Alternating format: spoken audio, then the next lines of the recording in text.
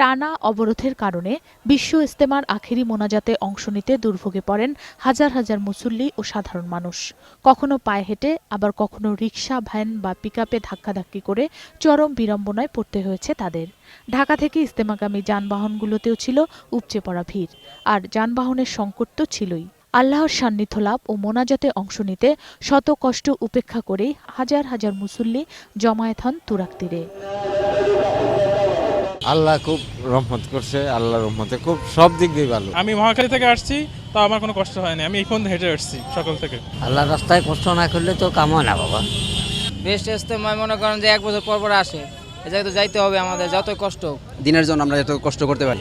যানবাহন সংকটের কারণে যারা ইজতেমা ময়দানে পৌঁছাতে পারেননি, তারা বিভিন্ন জায়গায় রাস্তায় বসে অংশ নেন আখেরি মোনাজাতে। আখেরি মোনাজাত শেষে বাড়ি ফেরার পথেও বিড়ম্বনায় পড়েন মুসল্লিরা। ঢাকামুখী ট্রেনেও ছিল না পা ফেলার জায়গা। প্রচণ্ড ঠান্ডা আর অবরোধের কারণে পথে পথে যানবাহনের সংকট সবকিছু কাটিয়ে বিশ্ব ইজতেমার প্রথম পর্ব শান্তিপূর্ণভাবে শেষ হওয়ায় সন্তোষ প্রকাশ করেছেন ধর্মপ্রাণ মুসলমানরা। ফাল্গুনী দত্ত, 21 টেলিভিশন, ঢাকা।